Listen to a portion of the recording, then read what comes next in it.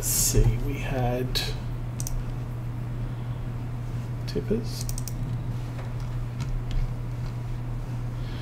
2 trucks with 2 of those. A huge auger wagon with a John Deere, more in that style than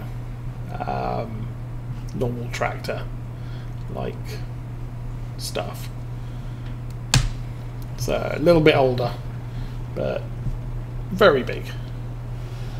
And then the big John Deere harvester as well. And most farmers in this area run John Deere equipment. Either they run newer John Deere equipment, or they run incredibly old Massey Ferguson equipment, like almost museum quality. But you know, those that, you know, there's a lot of small farms around here, and then this guy is a little bit further out and has some of the larger fields and obviously large equipment to cater for it.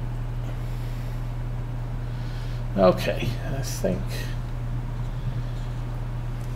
we're not going to attempt to do a 180 here.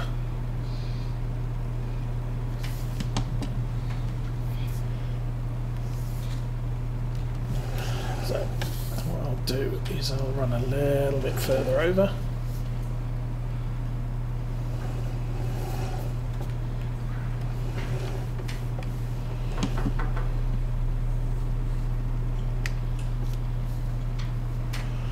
And do another line.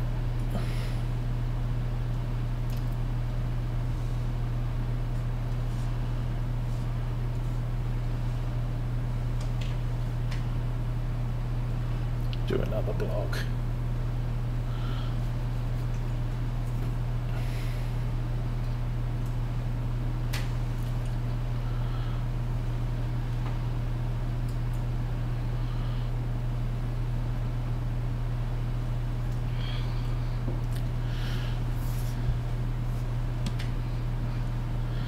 We are still looking at adopting from foster care.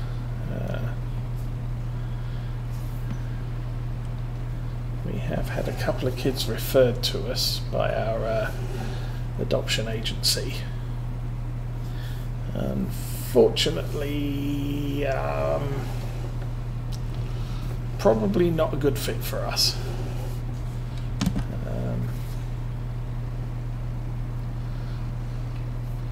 Both of them a little bit excessive on the violent side and threatening people with knives, which doesn't fit well with our age. So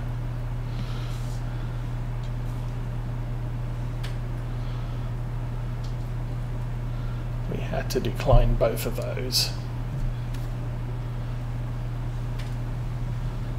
We've still got one inquiry out that we haven't heard back from, so we're getting our adoption agent to chase that up.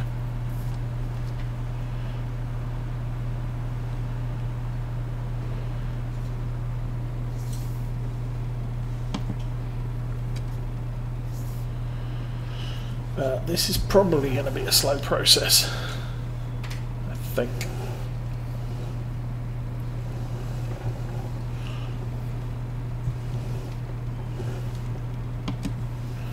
We'll just have to see how it turns out.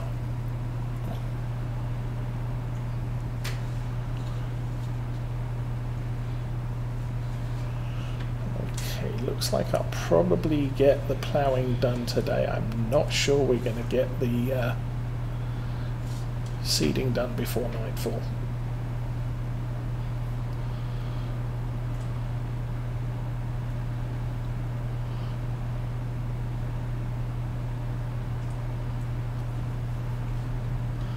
It's only the first day of mid-spring, so I think, yeah.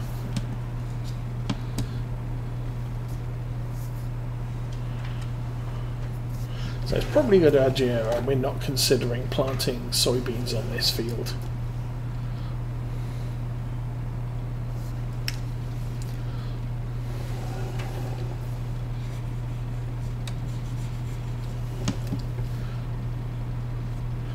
because can't plant those until day 7.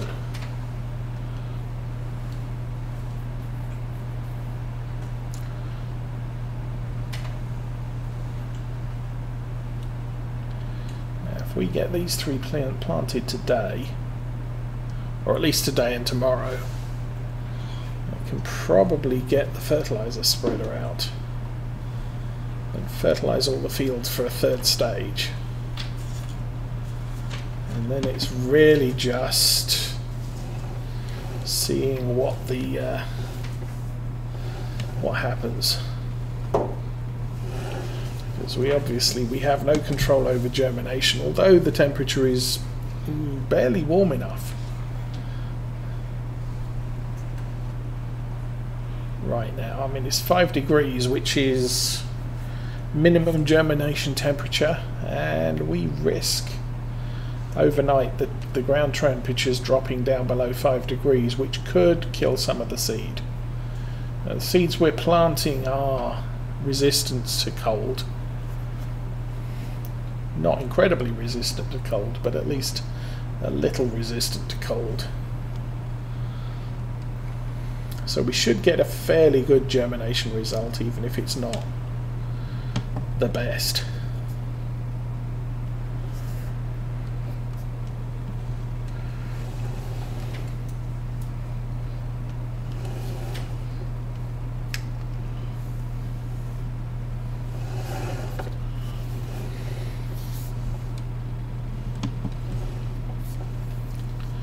Then the other thing we don't have any control about is soil moisture, because irrigating the soil isn't an option in FS19, but it is something that FS19 or Seasons 19 does check for. So we're basically at the mercy of the weather. If it doesn't rain, the soil will dry out, and some crops are not particularly resistant to drought and will die, and we'll lose those.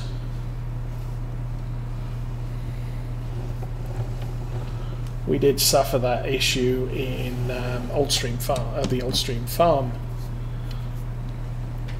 series, which I completed before starting this one.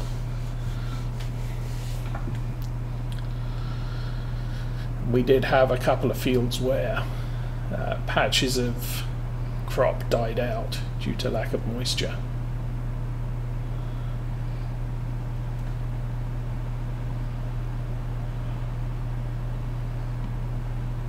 But again, it's not significant. It's tiny patches. It's not significant swathes of crop that you lose.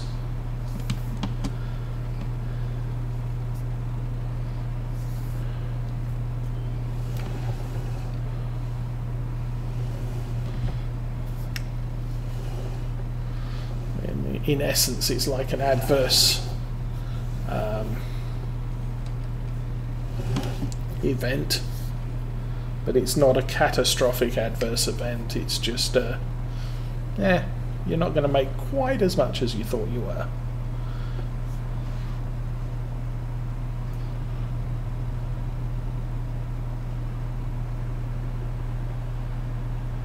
I've not suffered any serious thunderstorms while crops are in the ground, which could wreck your farm potentially. For right now,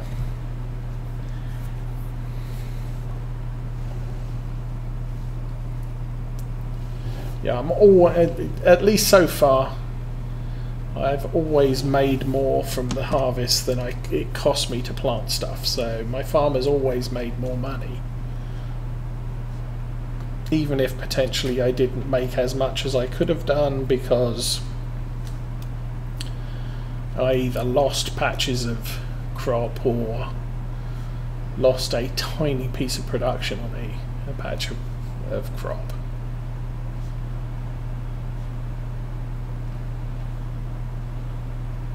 because I don't treat my weeds for the most part.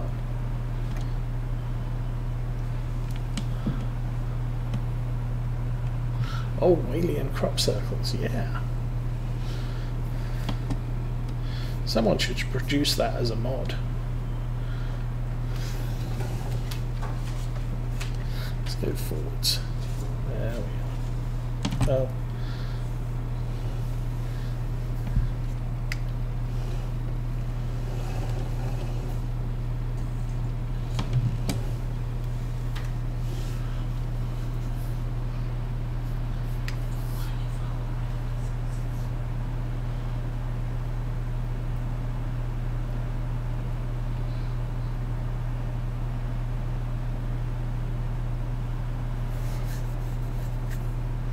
Alien crop circles, Godzilla coming up through the dirt.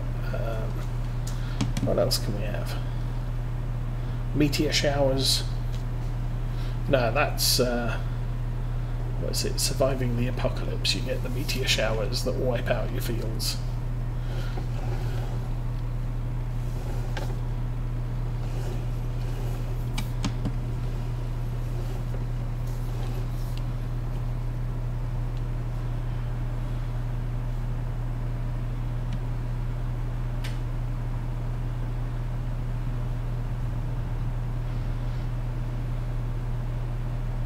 Strangely enough, one of the enhancements I would like to see is in Euro Truck Sim 2 and American Truck Sim.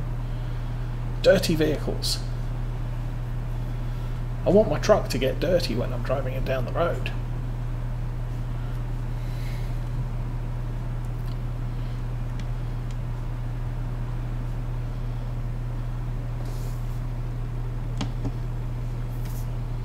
Because that's something that does make Farm Sim a little bit more believable. Truck Sim not so much.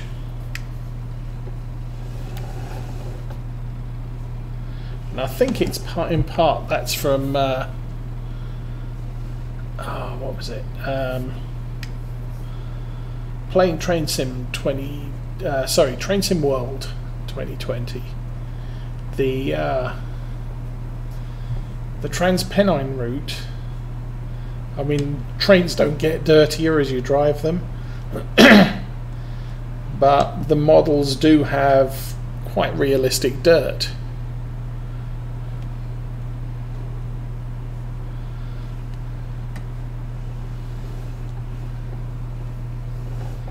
But then I remember the 1970s UK rail system, and frankly the outside of the vehicles generally were kind of grubby.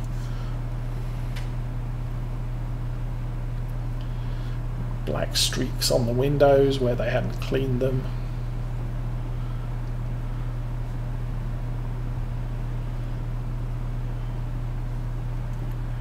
The inside of the trains weren't too bad for the most part, but the exteriors, they just, it's almost like they didn't bother.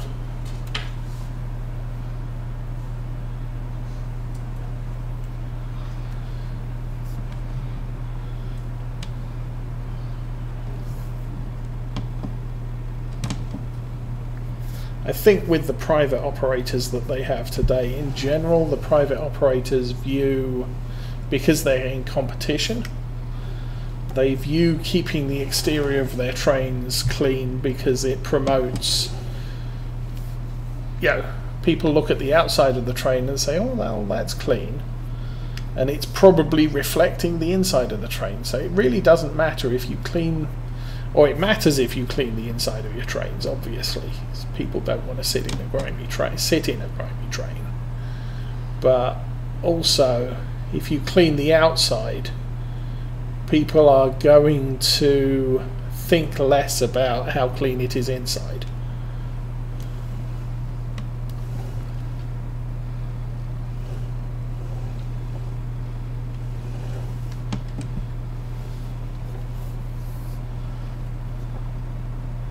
And the government-owned British network, they did what they had to get passengers. But getting passengers wasn't really a a big goal. Government was going to pay to run the trains whether people rode in them or not.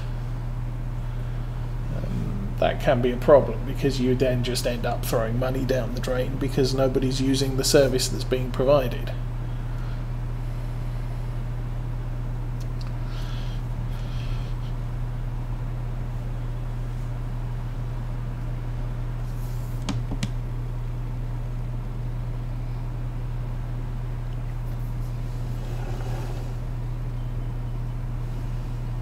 And I am a train guy, so yeah.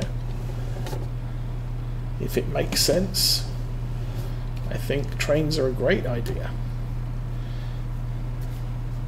I don't think they work in America because of the distance, scale.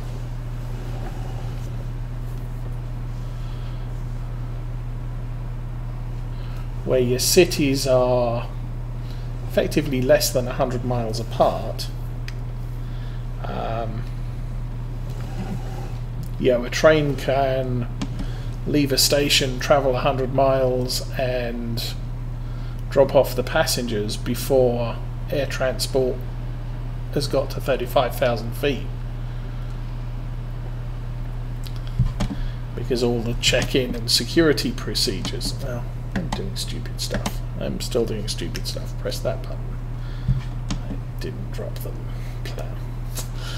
Oh well. But when you're talking long distances like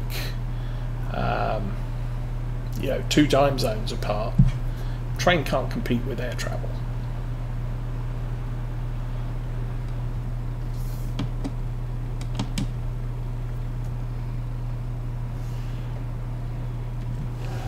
Because planes travel 500 miles an hour and trains just don't.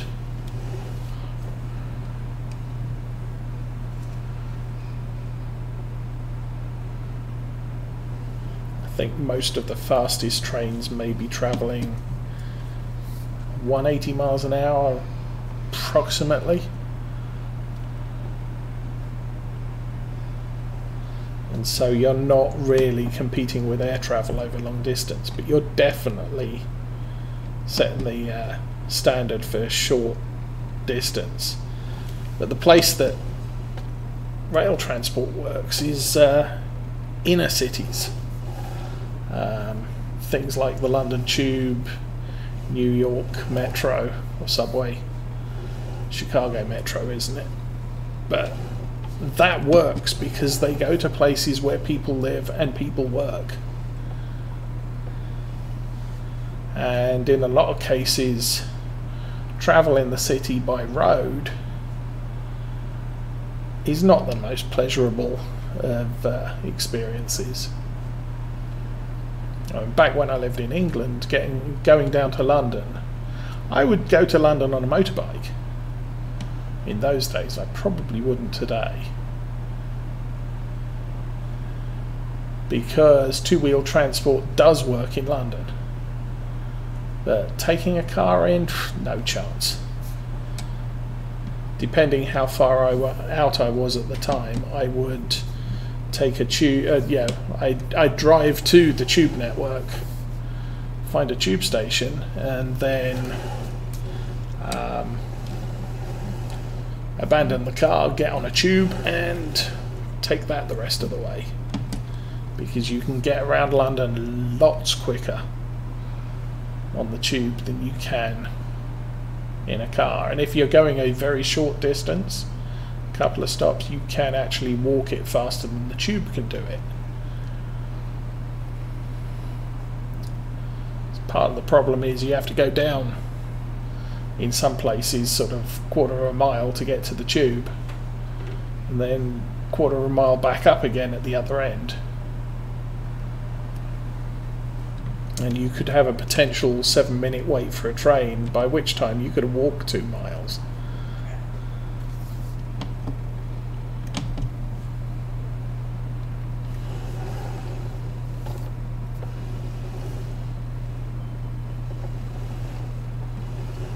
But Dallas has a modern sort of tramway. San Francisco public transport is absolutely brilliant. if you don't get stabbed or tased by a cop.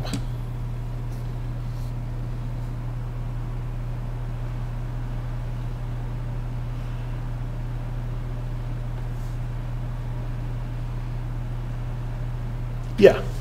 Now, that's not to say doing a cross-country train travel isn't bad. I know a colleague I worked with in California. He went over to Europe for a vacation, and his return trip was fly into New York and then take the train up to Chicago and then another train across to Los Angeles. And the result of that was he got back to work on his first day after his vacation entirely rested, no jet lag, because he didn't do a 13-hour flight the day before he got back to work. And travelling by train is, quite easy. And good evening, Jeremy. Welcome to the stream. How are you doing? I'm doing okay for now. We have about a foot of snow outside, so it's a good day to stay in and be warm. Do some farming.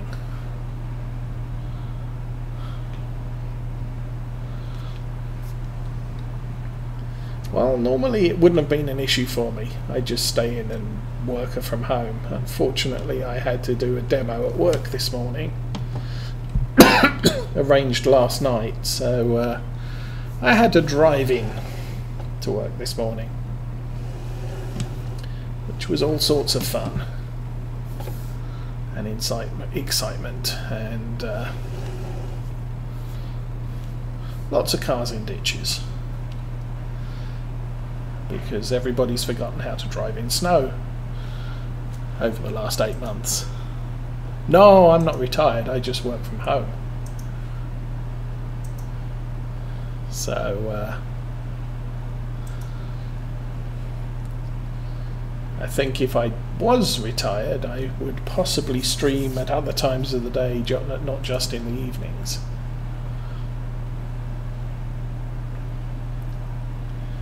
As it is, I get up in the morning, I walk up the stairs to the office, and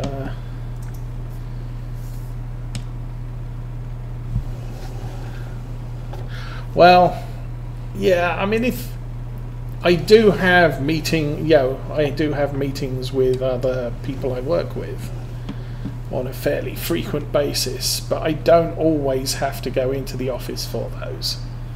And so we'll teleconference in. But as I said, today I was doing a demonstration, which kind of meant I needed to be there to do the demonstrating. And that was arranged last week before anybody knew that it was going to snow all morning. Now, as it was, I think the snow started about 11 o'clock last night. But it was very light flurries. So when I got up about 6 this morning, it just looked like someone had taken icing sugar in a sieve and just sprinkled it over the roof of the car. And then 2 hours later, after I'd had breakfast and a shower, the snow was kind of an inch deep. So I took the truck in, which does behave exceptionally well in the snow. And then spent a couple of hours at the office. I came out and there was about 3 inches of snow on the ground. And the forecast last night said we were expecting 3 to 5 inches today. There's about 12 out there. So they guessed wrong.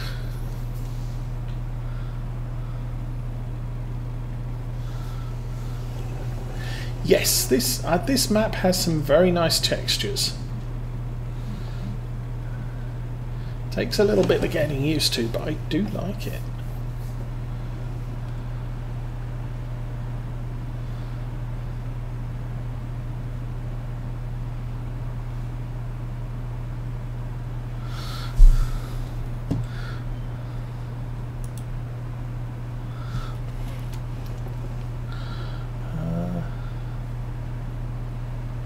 Okay, are we still... So, not ploughed yet. Are we talking about the snow outside or the fields in the game?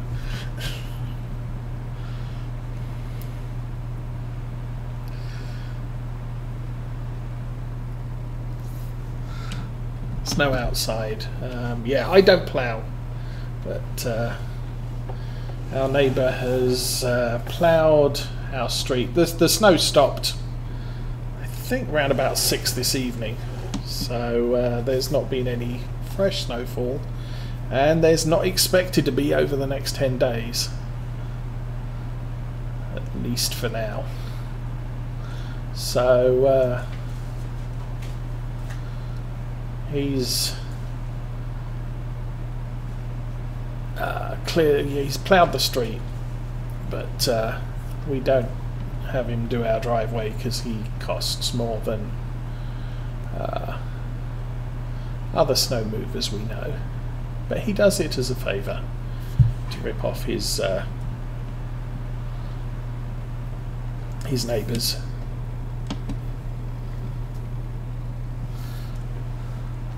I am in Michigan,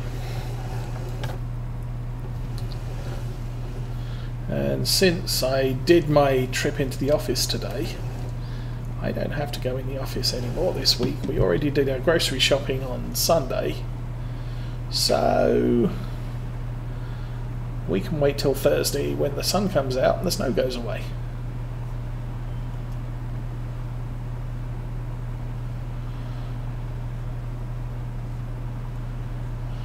I think for the next day we're looking at overcast, mostly overcast, partially overcast.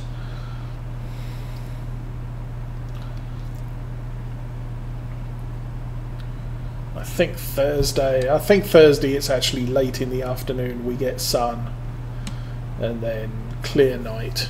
Clear night's probably not going to be good because any snow on the ground is going to freeze.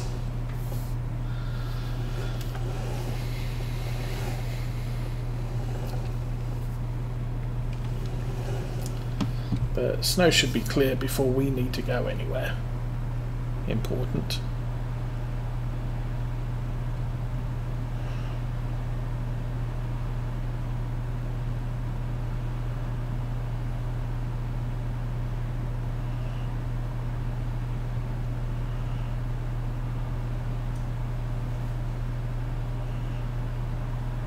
So that's good. Oh, we went to see what's it, Midway on Saturday.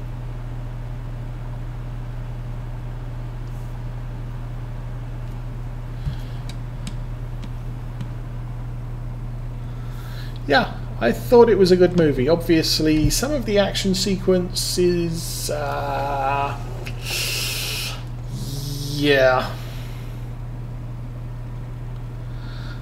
blow your disbelief out the window, because, yeah, plane hitting, you know, touching the water with its undercarriage down, yeah, that's going to cartwheel.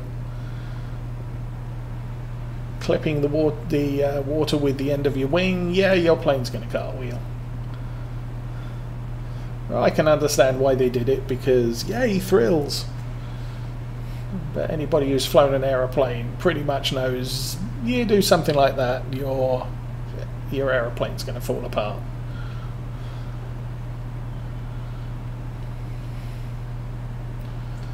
That, and you've probably only got 20-30 seconds of ammunition in the plane.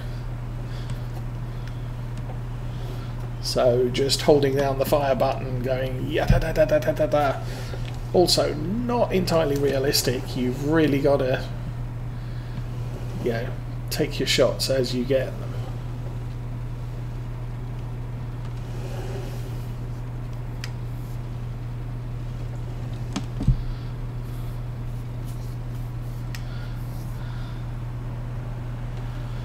but for the most part a little bit more accurate than based loosely on the situation in yeah, we're playing War Thunder with unlimited ammunition.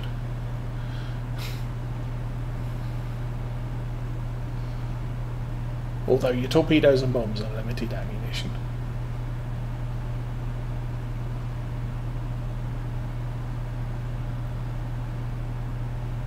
But hey, get some popcorn, sit down, watch a movie. It's not all bad.